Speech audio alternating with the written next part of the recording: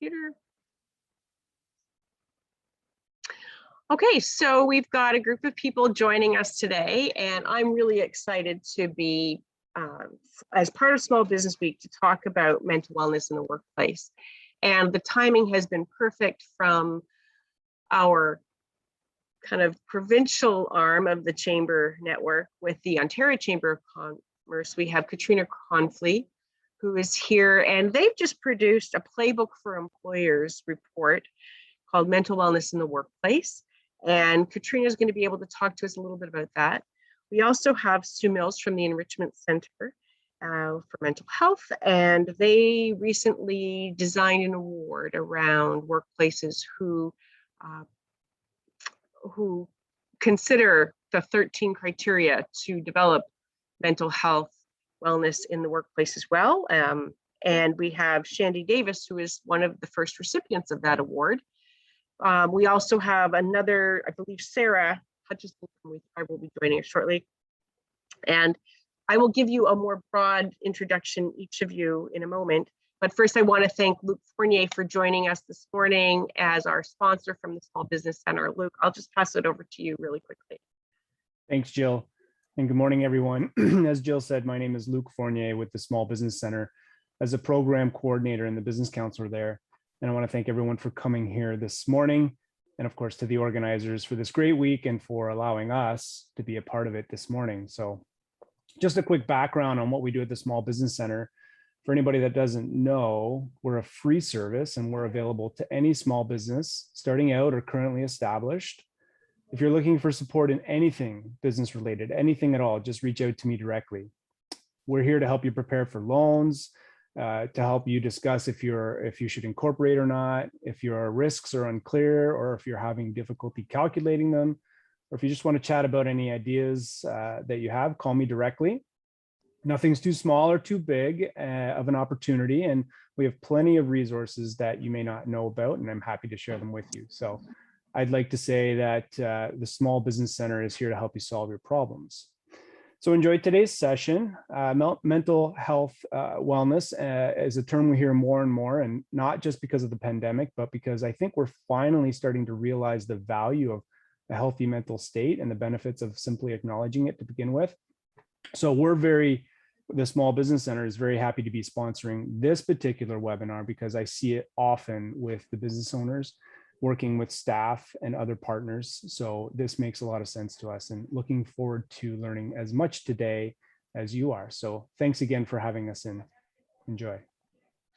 Thanks so much for making it possible, Luc.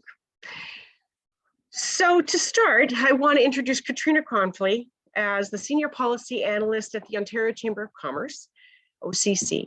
Since joining the OCC in August of 2018, she has authored 8 reports on a range of policy files. Katrina also co-chairs the Chamber's Health Policy Council. And I would love to pass it over to you. Katrina, go ahead, please. Thank you, Jill, and thanks again for the opportunity to join the Belleville Chamber and my co-panelists this morning for a really important session. I'm just going to share my screen and open my deck. And what I thought I would do is provide a little bit of background on the playbook that you mentioned, which we released on October 7th, right before World Mental Health Day. And for us at the Chamber, the story really starts in 2017. We released the paper on the left called A Toolkit for Employers. And that document, released 5 years ago, had a couple of objectives. So number one, it made the case for why employers must take action to support employees' mental health. It talked about the responsibility employers have. Number two, it offered some statistics on mental health in Canada. So for example, the number of Canadians who miss work each week because of a mental health issue, the impact on the economy and productivity, so on and so forth. And finally, at the very back of the document, it provided employers with some resources that they could leverage to support mentally healthy workplaces. And fast forward to last year, December 2020, we released the paper in the middle, entitled Realizing the Full Potential of Virtual Care. It was a report that I led in collaboration with our Health Policy Council at the Chamber. And we had in that paper a section on virtual mental health supports, which the federal and provincial government have invested in over the course of pandemic to support Canadians. We also talked in that paper a little bit about the echo pandemic, or the surge in mental health issues that experts and advocates have warned about. But internally, we knew that we wanted to dive deeper in this topic. And I think it's fair to say that the last 19 months have introduced a period of prolonged uncertainty and stress for so many Canadians. If you think about essential and frontline and healthcare workers, they've experienced heavier workloads in much riskier environments, work environments, that is. Other Canadians, depending on what part of the economy they worked in, they may have lost their jobs, they may have faced reduced hours. And of course, with that comes great stress. And other workers at the same time were able to shift to remote work. And with that also comes increased screen time. There is no clear delineation between professional and home life when we're all working and living in the same space. And that, might make juggling work and family responsibilities a challenge. Again, leading to greater stress and burnout. So, internally at the Chamber, we thought this would be a good opportunity for us to update the 2017 document to provide the business community with more timely information, practical tips, and an expanded list of resources that employers could look into and leverage. And we were really fortunate to partner with Sun Life as our exclusive landmark partner on this project. And in partnership with Sun Life, we hosted 2 virtual roundtables, as you'll see on the slide, with OCC members and then mental health subject matter experts in May 11th and May 27th. And we were fortunate to have Ministers Tibolo and Sarkaria attend and deliver greetings to our participants. And all the insights and feedback and resources that we gathered helped shape the playbook in a very meaningful way. And the report, as I said, is available on the OCC's website. And it's been very rewarding to see since the launch on October 7th that we briefed our Chamber network and several government stakeholders and officials, and it's been very well received. And I've seen chambers and boards sharing it on their own social media platforms. And I think that's just a testament to how important this topic is for employers and Canadians and Ontarians in general. Maybe I'll leave it there, Jill.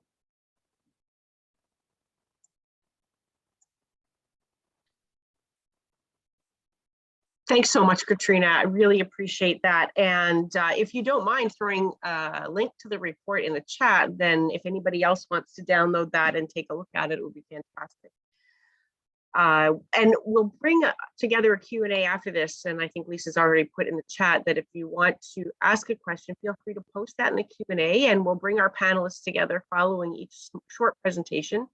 We'll move forward now. So what the OCC has identified and put on paper, so to speak, through this report is the idea that mental wellness and mental health is important for employers. And so often the business community is tagged as always being about for profit and the backs of their employees. And I think it's really impressive to see that these kinds of reports reflect on how employers want to take care of their employees. So interestingly enough, the Enrichment Centre for Mental Health thought that there would be an opportunity to create an award for workplaces that were doing that. But before I get to that, Sue Mills joins us from the Enrichment Centre for Mental Health, where she enjoys her position as an outreach and retention specialist working in their supported employment program.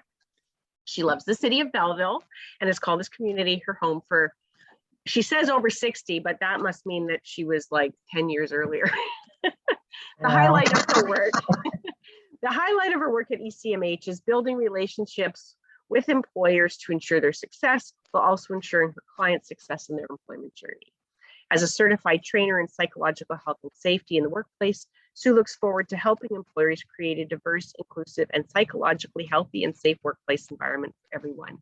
So I'd like you to talk a little bit about, I know you have a few slides, but I'm really looking forward to hearing about the development of the award as well, and I hope you'll conclude with that.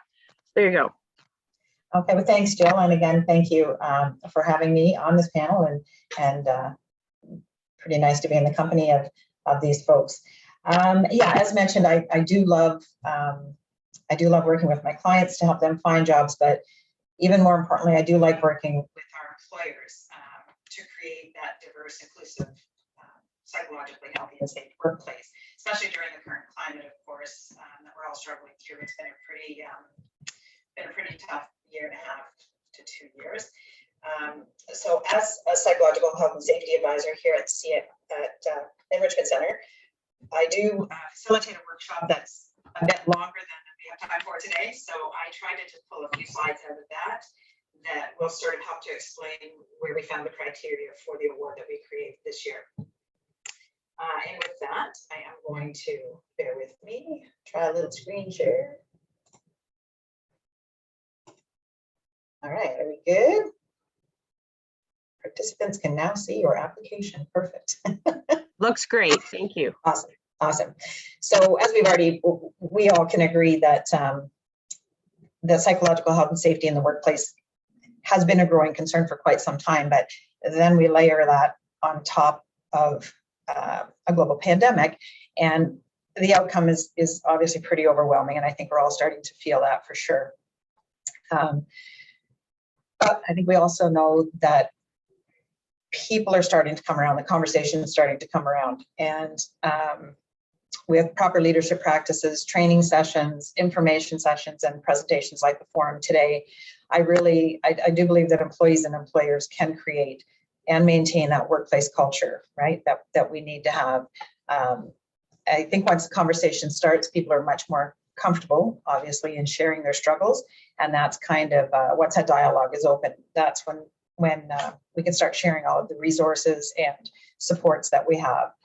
But again, have to get that conversation started first. So some of the realities, and Katrina, you mentioned one of the statistics. I'm sure we've all heard these.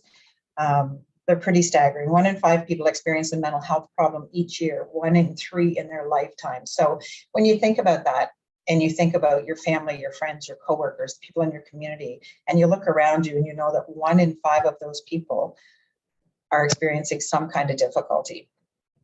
It's pretty amazing. 500,000 Canadians, as you mentioned, miss work every single week because of mental health barriers or issues that they experience.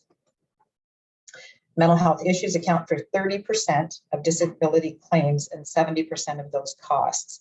So in fact, mental health issues typically result in a leave from work that's twice as long as one for a physical ability, which is, again, a little bit staggering.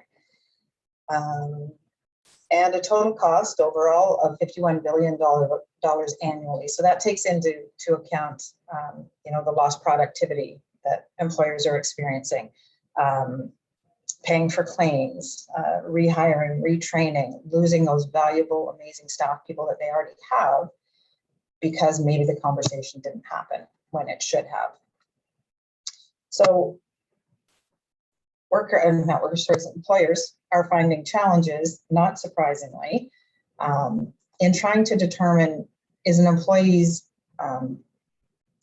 struggle a performance issue or a mental health issue. And the reason for that is that only 36% of the people will ever discuss with their supervisor what they're going through or what their issue is. 2 out of 3 people struggling won't even seek help. In fact, 95% of the people who take time off because of stress or other mental health issues usually give a different excuse, a different reason. And before you know it, we start losing those valuable people that we've spent so much time and energy building up and making them as successful as they are and the loyal, great employees that we have, and we're losing them.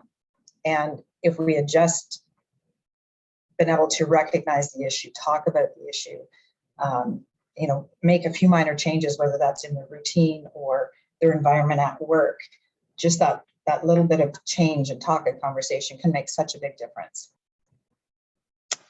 So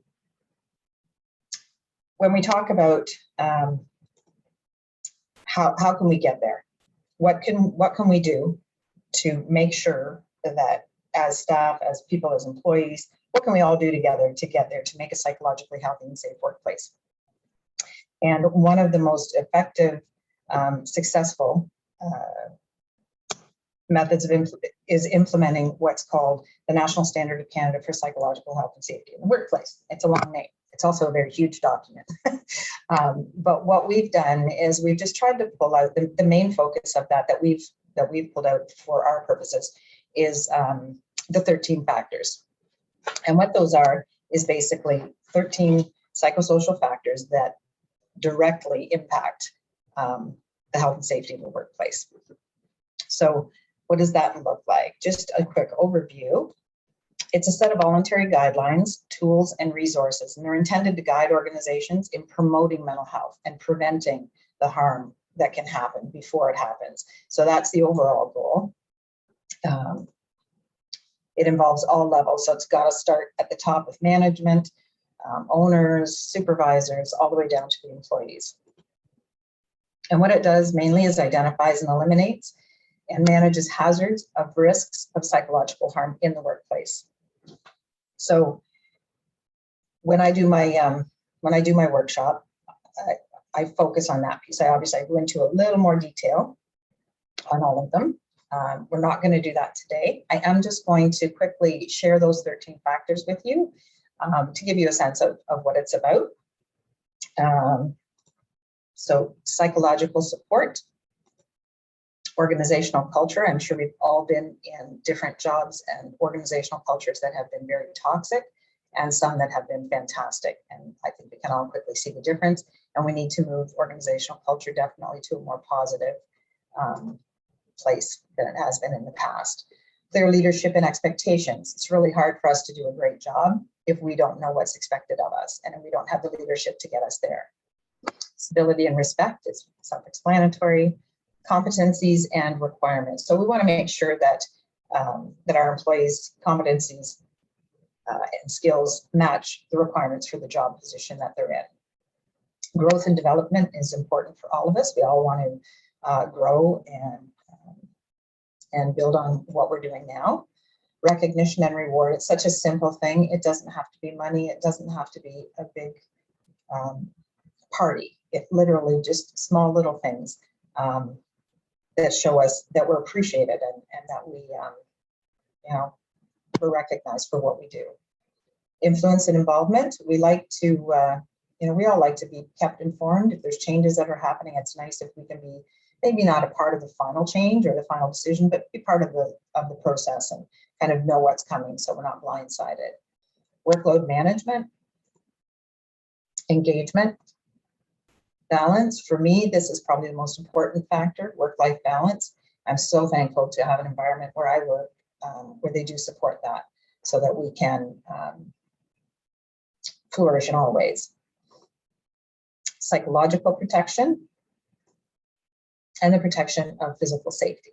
So those are the 13 factors that we focus on when I do my presentation. But what I think is really important for employers to know is that you don't have to roll out all 13 at one time. You don't have to reinvent the wheel. First of all, it's right here. It's an amazing step-by-step process and procedure and approach to the implementation. And then you don't need to do them all at once. Take a look at your organization, talk to your people, do some surveys. Have some conversations, find out what it is that's maybe an obstacle in your place for your people, and start with those, right? So you just start with one or two. Doesn't need to be a lot. So in creating a psychologically healthy and safe workplace, it is a huge investment of time, resources, leadership, but the outcomes far outweigh it, not just for the businesses, but for the employees. In fact, not recent, actually, it's been a little while since this study, Deloitte found that every dollar that was invested in mental health initiatives or health promotion showed participating organization showed a return on investment of $1.63. So over time, those are pretty powerful results. You give a little, you get a lot back in the end. So when we talk about that, what can we do? What can we all do together? to ensure that we have that healthy place to work. How can I help? Something as simple as reaching out and asking somebody, are you okay? And then listen to what they have to say. Have some wellness planning within your workplace. Open communication is key. Positive reinforcements. Create a safe place or an internal support person for the employee to talk to. Sometimes people just aren't comfortable talking to the boss, to the manager, the owner, the executive director. Designate someone in your workplace to be that support person that they can go and talk to. Implement the 13 standards. Here at the Enrichment Centre for Mental Health, and every single one of the people on the panel today can offer all kinds of supports and resources and links to information. Google is your friend for sure. We have a lot of mental health training programs. We do workshops. We have all kinds of, most of our programs are free. There's the odd one that's a small fee, but they're mostly free. Counseling, we have transitional housing, all kinds of things here. So please feel free anytime after this to reach out for any questions or anything that you have about that. And then let's talk a little bit about the award. So we are all, I think, on this call on a journey to promote healthier workplaces in our community. So one of the things that we did this past year to highlight that in our community was we created an award, the Mark and Morris Rowlands Wellness in the Workplace Award, to be given annually at our AGM. Sorry, I did not expect this to happen. When we think about mental health and advocacy in our community, they were both remarkable men, huge advocates for us, and very successful in the business world. So what we wanted to do was honor them by honoring and recognizing some other business people in our community who have as well created very diverse, inclusive, and a very healthy and safe workplace for their people.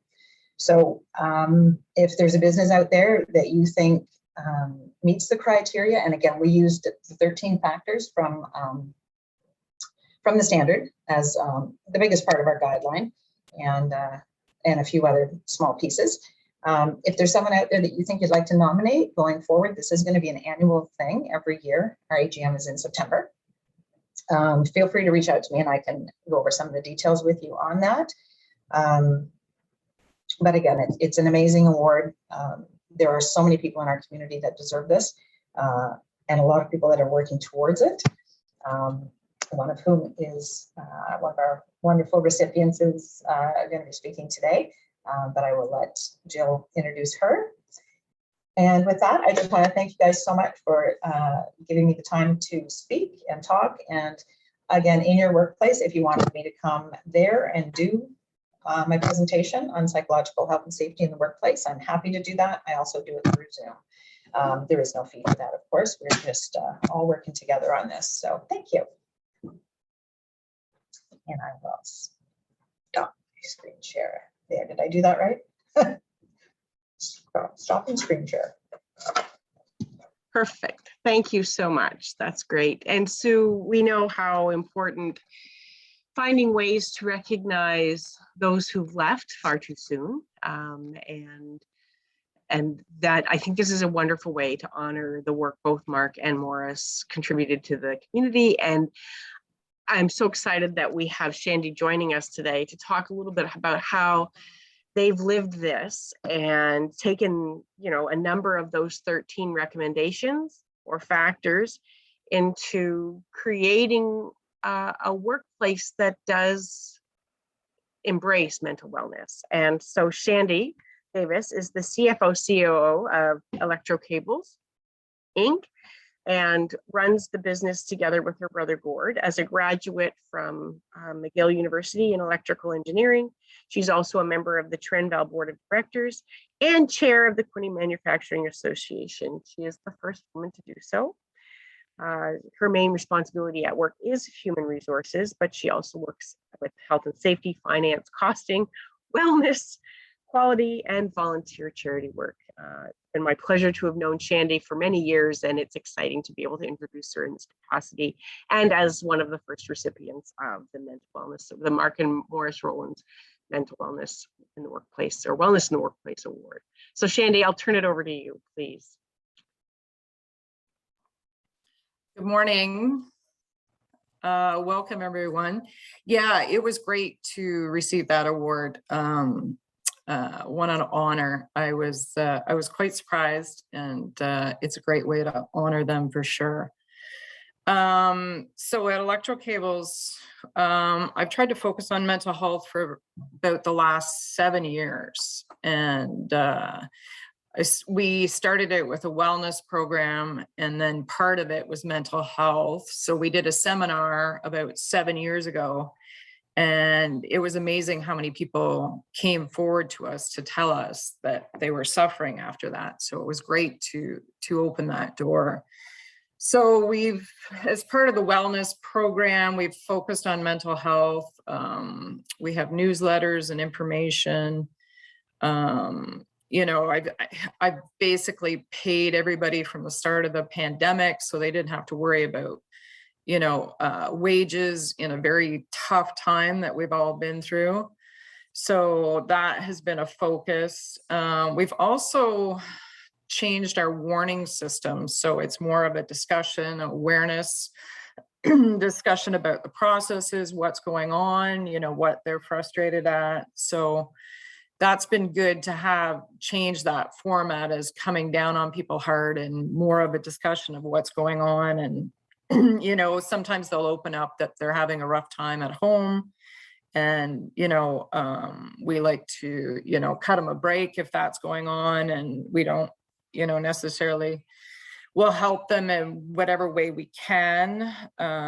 So, you know, I've been looking more though, since COVID, trying to figure out other programs and other things we can do to support our people. So it's great to hear about, you know, some of the studies that have been published, and these 13 things, you know, I wasn't even aware of them. So it's great to get that information this morning. And yeah, it's tough to figure out what to do, and you know, which programs. We're kind of looking at different programs right now in terms of counseling or what people actually want. So I think we have to take the surveys and figure that out. But it'd be good to read some of this information a little bit more that's been provided here this morning. So thank you. So in your journey with this, what do you find the #1 mental health support is that people want? What's been your experience with that? A lot of people just need somebody to listen, right? And talk to. But in the past with counseling, if people want counseling, we've really struggled to get that counseling in time for them. So that's where we're trying to look at different programs that we can add on to our current, you know, and provide more counseling if that's what they want. But trying to figure out too, if there's other things that they're looking for. And it's hard because we were trying to do some more, we've done some finance meetings to kind of keep people, help people with their finances and mortgages and how, you know, RRSPs information and all that sort of stuff to keep the finance part healthy with them too, right? But it's been hard with COVID, getting people together, and then, you know, so yeah, we've really struggled to try to figure out what more we can do, but we've got to talk to them more and see what they're looking for and make sure we provide it in a new program that we're trying to roll out here hopefully soon. And so you mentioned the fact that you've already been introduced to a couple of new ideas here, but what have you found was one of the best mental health programs that were available already? Like what have you pointed some of your employees to? Well, we've pointed them to, you know, local counseling that's available, but like I said, it's hard because most people have had long waits to get in, right? And they really need the help now, not in, months down the road. So that's really what we're trying to figure out now, for people that want that, so they can get it. And now with the virtual world, can we have people that, if we don't have enough people in this area to do it, maybe we can draw from the other areas and do it virtually, for them. So yeah, trying to figure that out. Yeah, I mean, we've focused on, nutrition and wellness and fitness and information, but I think the more information we can give is probably good too, but it's hard not being able to, actually talk to people. Everybody anxious, and I've still got a lot of anxious people on the floor that don't even want to be near somebody, right? So it's been tough. I think COVID has certainly exacerbated all of these things. And if there was, it's like the unraveling of a spool of yarn at this point, where, if there was a little edge before, now that's completely starting to pull apart. And I think, 19 months later, we are struggling. And every time there's another kind of barrier or change or something put in our way, we're tired. And I think we're seeing it everywhere. So again, thanks to the OCC for putting this together and pulling together some of those details. Thanks to ECMH for recognizing how important it is to recognize workplaces that are considering it. Shandy, thank you for, being on this journey for 7 years. And I'm really thankful to have Sarah here with us from WeThrive Wellness. And I want to introduce her really quickly, as I love what WeThrive does.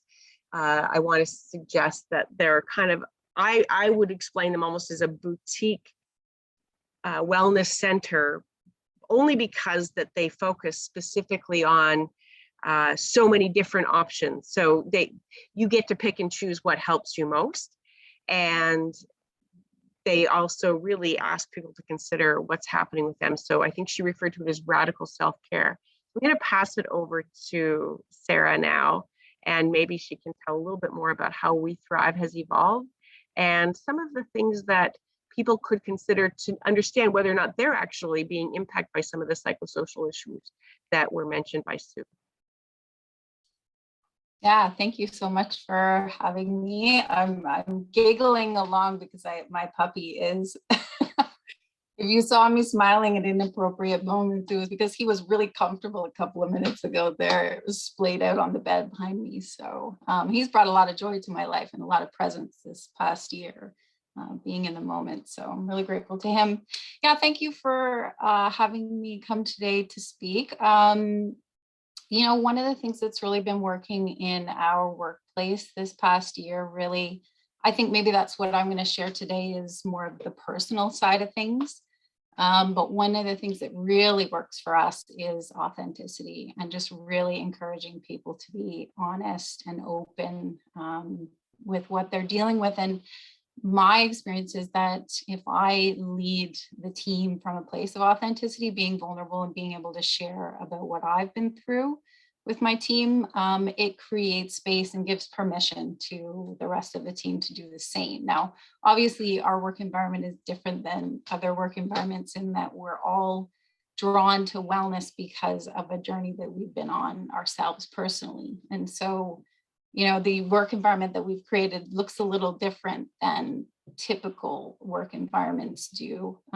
We do consider ourselves to do things a little bit differently, and that's very purposeful. But I would say that one of the biggest things this year really is, as Sue was saying, starting the conversation, holding space for the conversation, giving permission to people to be able to express their emotions. That's a taboo so much of the time at work, to be able to actually talk about what's going on in the other parts of your life. Historically, we've been taught to keep that stuff at home and not let it come into the workplace. But this year has turned everything on its head. We're now asking questions of each other that we have never asked before in the work environment. And I think that's an incredible leap forward personally. We've been doing that since before the pandemic at WeThrive. because in my experience, that's what works to create a safe work environment for people to be able to cultivate and make the choices and behavioral changes in their work life and at home that really support good mental health and good overall health and happiness. So can I share my screen, Jill? Is that okay? Absolutely. You should be able to for sure. Yes. All right, so let's see if I can find what I need to find. Just bear with me 1 second here. And we love that you're in Belleville and that you've chosen that as your location for your center. If anybody isn't sure where they are, located down just next to City Hall on Front Street, and actually the former home of the Belleville Chamber of Commerce as well, which was so fun to find out. Yeah, before it burned, our unit burned to the ground. Yes. Yeah. Yes. And so, well, I think it was the third floor that burned and there were parts of that. Anyway, there you're good. So I will stop. All right. So there we go. Can everybody see my screen here? You're good. Okay, thank you. So yeah, I'm one of the co-founders of WeThrive Wellness Center, which is a holistic wellness center in downtown Belleville. We're located right beside City Hall on Front Street.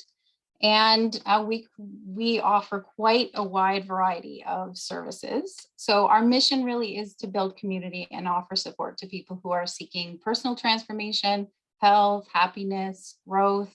And this mission came about really based on the collective stories that each of us, the journeys that each of us on the team have been through. We've attracted practitioners to our concept that each have their own personal health journey, whether that be mostly through a mental health journey like myself or other aspects for them. And so it really is what I think is their superpower, why they're so good at what they do, because they have developed through experience deep compassion for walking beside people who are being challenged in various aspects of their health and happiness. So these are some of our team members here. Like I was saying before, authenticity is a really key tenet of what we do. But another key tenet is kindness and happiness. So when you come into WeThrive, we're very intentional about the environment that we've created. We've taken the typical clinical experience and flipped it on its head. There's a lot of vibrant colors, there's beautiful music playing. We believe that to help people heal, they have to be in an environment that is conducive to healing. And so our space looks a little different than people are used to. So for me, my story really starts with having children. And I share my story a lot. I've been telling it now for more than a decade. And I realized that there is a lot of power in sharing what you've been through, because it helps people make points of connection with you. It helps them see that, you may have been through something similar, and it helps them feel hopeful. So with me, it was having children that changed everything. I realized this changes everything for everyone. You're losing sleep, you lose your self-identity, all of that. But for me, my physiology changed as well. These are my two boys, Aiden and Ethan. And the postpartum period after each of their births was incredibly painful for me. I was diagnosed with postpartum depression, postpartum psychosis, which is a real fun one, and postpartum bipolar disorder. And so the first 5 years after I became a mother were intensely painful, and at the time really sucked. But many years later, I can look back on that period of my life and see how rich it was in the learnings, and feel a lot of gratitude for what I learned from that, because it's brought me to a place where I have deep compassion for people who are living with mental illness and who are trying to establish good mental health in their life. There's a difference between mental health and mental illness. So we can have good or bad mental health ourselves, and everybody is subject to that. Everybody has the responsibility for maintaining their mental health. And then there's mental illness, which are diagnosable conditions that people are challenged with. And as Sue was saying, it's like 1 in 5 Canadians who are living with mental illness. You can live well with mental illness, friends. This is something that I have learned over the last decade of my life. So we are committed to helping everyone nurture their mental health, whether they're living with a mental illness or not at WeThrive. So eventually this led me to some work in event planning and hosting transformational events across Ontario. You know, we did this mostly with women, learning the power of connection, really learning the power of rest and nutrition and all the basic tenets of good health, and teaching that to hundreds and hundreds and hundreds of people over the years. And then ultimately that brought us to the vision of WeThrive. And I went into business with my best friend, which people advise is not a good idea, but it works for us. And we opened our doors in 2017 as a women's wellness center and have had our own transformation story now where WeThrive. 2019, we changed our name to reflect all of the people in our care. We've never been exclusive to women. We've always welcomed everyone. So we had to change our name. Didn't make sense anymore. So this is inside of WeThrive, what it looks like. We provide a wide variety of services, everything from massage therapy to physiotherapy to psychotherapy and counseling to energy healing. We have our own therapy dog, Harley. We have life coaching, hypnosis, spa and aesthetics, energy healing, spiritual direction, work, meditation coaching, yoga classes, workshops, everything. We try to be a one-stop shop, as Jill was saying, because each individual person's path to wellness and happiness is different and unique. And it's not that we need to do everything for everyone. It's just that we believe that when you're dealing with aspects of your mental health that are not optimal, your path to discovering the tools and the resources and the mindset and behavioral changes that are going to help you feel wholly well, your path is totally different than someone else's. And so if we offer you as many avenues to optimal wellness as possible, then it's more likely we're going to help you be successful. So that's our concept. We also, major aspect of our concept is to ground our care in an experience of togetherness and connection. So what we discovered over our work over the years doing events with people is that when you can feel supported by a community of people that understand what you're going through, who share something similar in their story as well, who are listening to you and honoring you, showing up as yourself, not the person with all the hats and expectations of everyone else that you've developed into to appease everyone in your life, but you, the real authentic you, when you share that story in a community environment, that transformation, that growth, that happiness, that healing gets exploded. It is so much faster when you're not doing it alone. And so we needed to have a studio. We needed to have a gathering space inside of WeThrive so that we could help people connect with one another and not feel alone in what it is that they're struggling with. So we determined that, in fact, we do thrive when we do it together. So that's our tagline, is we thrive together. So basically, just wanted to share a couple of tips today from our perspective. We do teach radical self-care. And why do I call it radical? Basically, I refer to it as radical self-care, this being one of the main things that we teach to people to help them improve their mental health.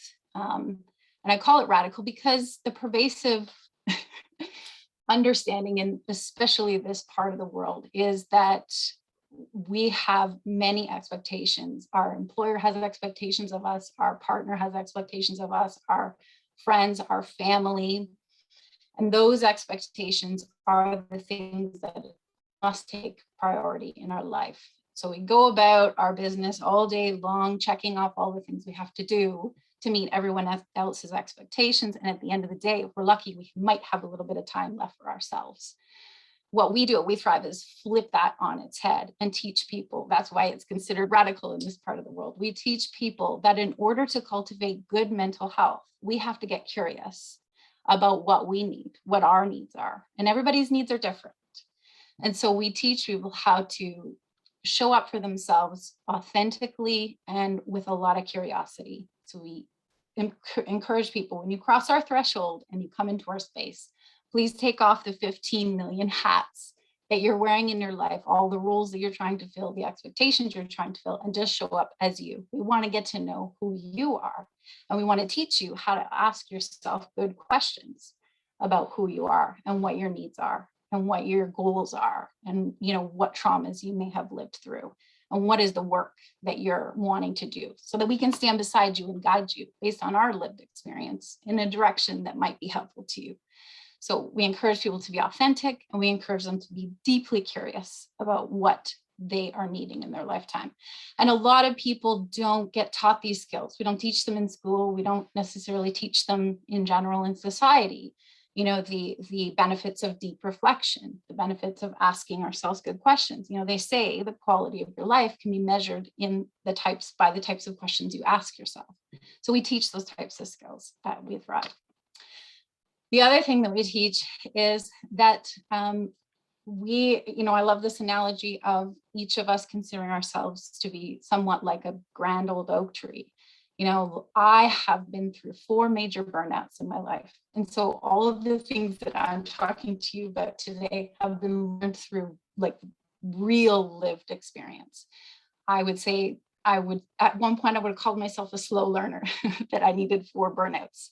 But really, it's more about my persistence with my beliefs. And so my persistence to serving others and doing what others need me to do. So we teach about roots. We teach about the things that others were talking about. Cheney was saying, you know, nutrition, exercise, good communication, nurturing relationships, you know, having hobbies, gardening, whatever it is, getting out into nature. So we teach about roots and how when we grow our expansive root system beneath us, then we can heal and grow and expand in all different directions.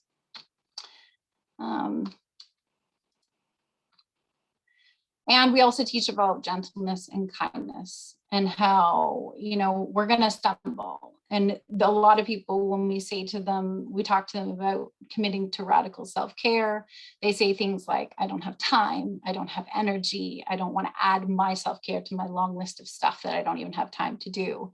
And that's not what we're asking people to do. It's not another thing that you must check off on your list. It's about reframing. It's about learning a new way of looking at your life and looking at your priorities and how you speak to yourself and what you think about. And the tenet of all of that is the kindness in that you assume the best about your own intentions and that you assume the best about other people's intentions. Again, it flips us from a place of worry and fear and criticism to a perspective of wonder and enjoyment and curiosity and gentleness with ourselves. If we stumble, we just make it part of the dance. And then the last thing is we teach people to surround themselves with people who understand, that they feel connected and not alone, like I was saying earlier. These are just a couple tips amongst like thousands that we are constantly teaching, because like I say, everybody's journey is different, and we do try our best to walk beside someone in the way that they need us to.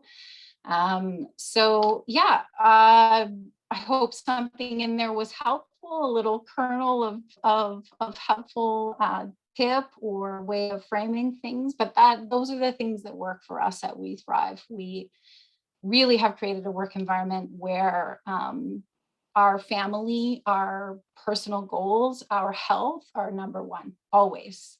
And work, in our experience, becomes more productive, becomes more enjoyable, and becomes more effective when we are our number one priority and our life is our number one priority. And that's the way that we've worked from day one. Yeah, and we would love to teach other people how to do the same. So thank you. Hopefully I didn't talk too long.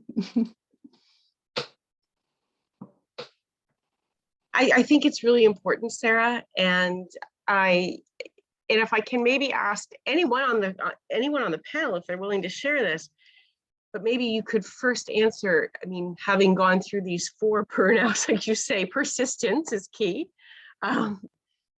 What is that question you need to ask yourself to maybe know whether or not you're, like, I've walked the edge many times, and it's sometimes you're really worried about slipping off. And, you know, finding something to grab that keeps you from falling over is part of that.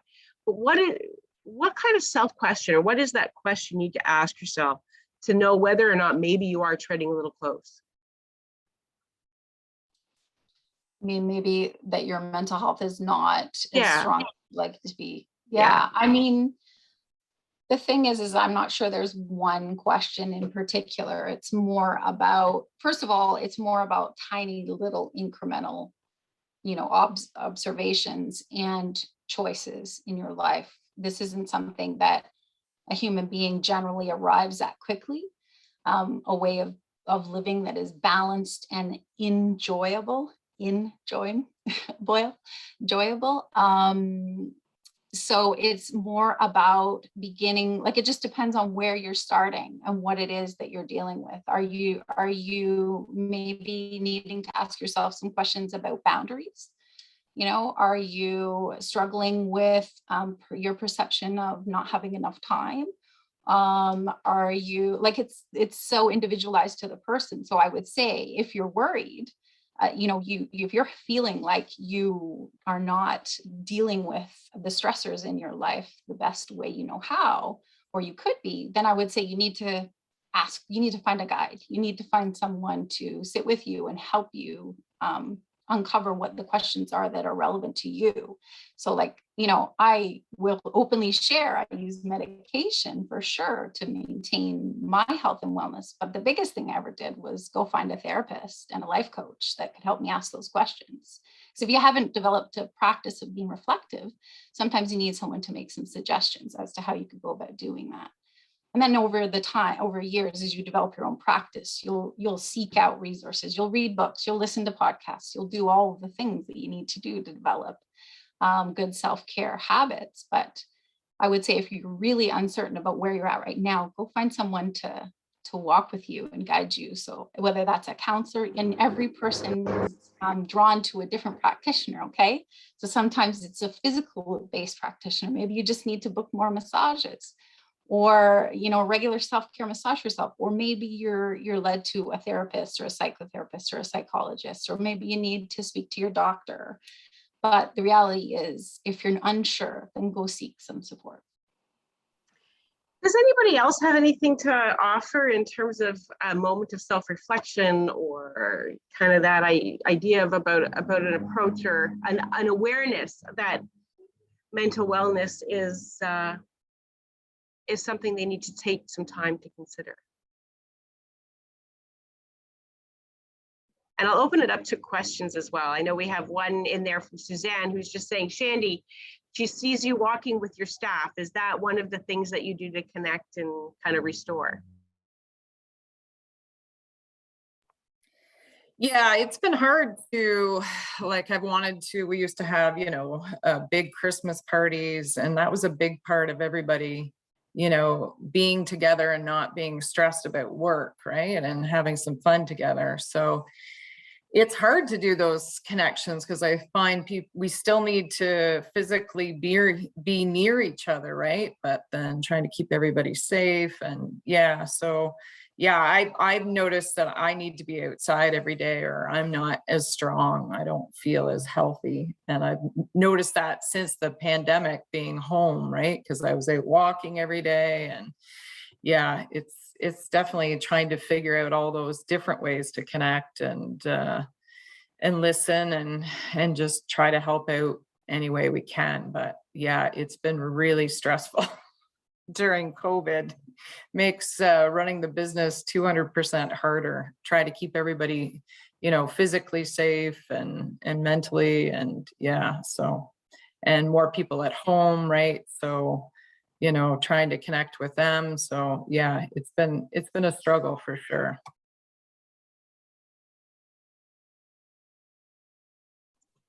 I can jump in, Jill, with your question.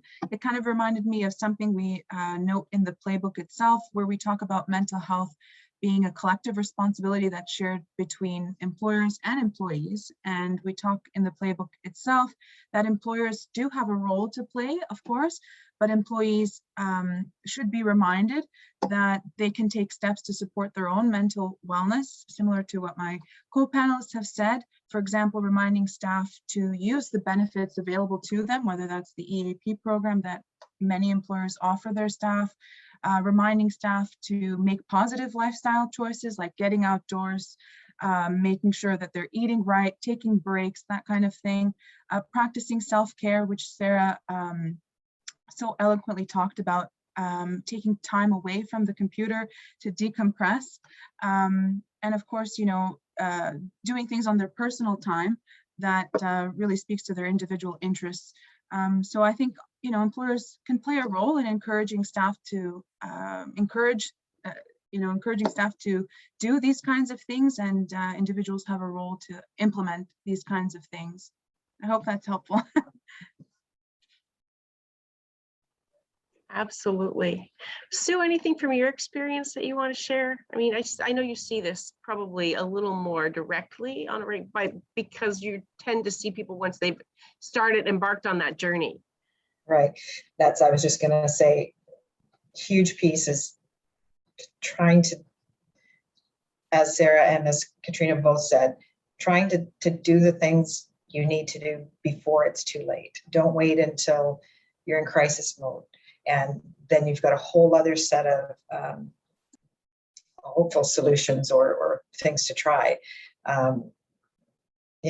Find all of those things that we've talked about that might be what you need. But biggest thing is communication. You've got to talk about it. We all have to talk about it.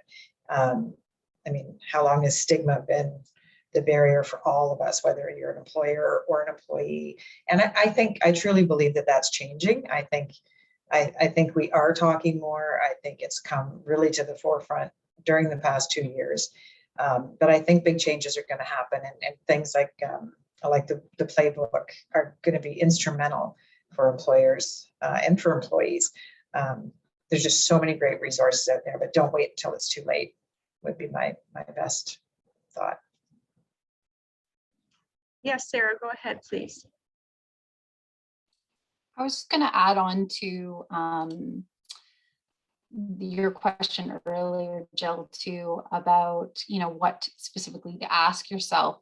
I think something that leaders in companies can do is to encourage people to think of themselves as the expert in their own health and wellness. So a lot of times we're taught to go to a practitioner and get answers from them. And when I encourage people to, that's why I use the word guide, because what we teach at WeThrive is, curiosity and asking good questions of yourself, because ultimately the person who knows what you need best is you. And also the person who bears 100% of the responsibility for your health and wellness is you.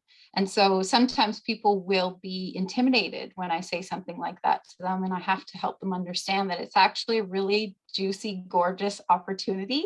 And it's empowering to see yourself as the person who has 100% responsibility for your own health and wellness. You can choose to change things, and that's incredibly empowering to do that. I recognize, as someone who's lived with depression, that sometimes it feels like an uphill battle to shift out. You feel like you're going to be stuck where you are forever.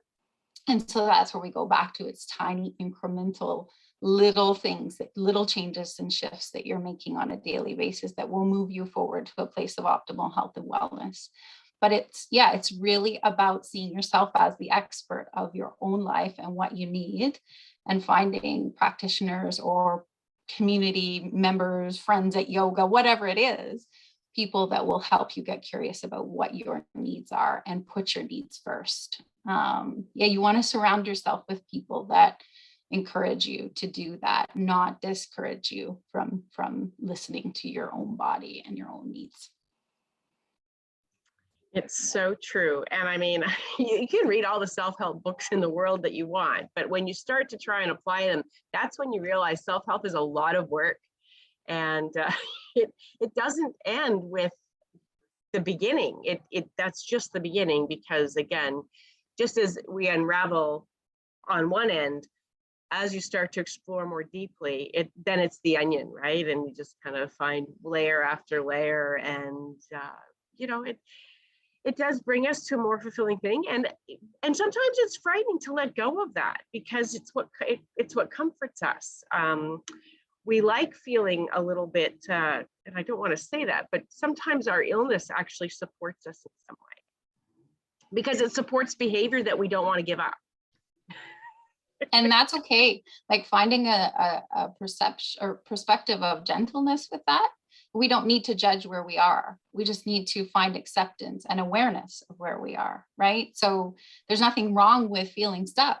There's nothing wrong with, experiencing a depressed or lower state. Like, it's all serving a purpose. And when we can adopt that perspective on the grisly bits, as I call them, or the tough parts in our life, then we can get curious about what are we look at. The best question to ask yourself when you're stuck in one of those states is, what am I learning from this? What am I meant to learn from this? Because that helps you look forward out of the situation. There's nothing more, we can't promise anything more to people than things do change. You can't stay in one state forever. So to hold on to that is hopeful as well. Very good. And Luke, you've hung in with us the whole time. Do you have anything you want to say? Thank you so much for supporting this session today. Yeah, thanks for having me as a sponsor from the Small Business Center. What a great wealth of knowledge here. And, I've had a lot of personal experiences with this group, with a lot of the people here on the panel, and a lot of experiences that have been discussed. So, from someone who's been through some really challenging and difficult times, awesome work. And I really think that anybody who's listening, any tidbit you can take away from today it makes you better off than an hour ago. So thanks again. Perfect, and thank you. And there are a couple of comments in the chat. Wendy Riley talks about the Chamber plan and how they have part of the benefits program that supports this work and seeking mental health and wellness and support from that perspective. I want to thank each of you for joining me today, and I hope that in your own way, you found something helpful by knowing that we have such an amazing community of people at all levels. So we have, our chamber network across the province, we have employers, we have Enrichment Centre for Mental Health, we have the Small Business Center, and we have the WeThrive wellness centers of the world, or in our community right here to support this. So anyway, I don't think I have any more questions. So I'm going to leave it at that, and we were able to finish within an hour. So again, thank you all so much for joining us here today. Have a Jill, great thanks day. for having me, and thanks to all the speakers. It was great being on the panel with you. That's Thank great. you, everyone. Take Have a care, beautiful everyone. Thank you. Bye. Thank you all for joining us. Maybe we'll see you this evening at the Ottawa Ski Hill. That would be awesome. Thanks again. Bye-bye. Bye.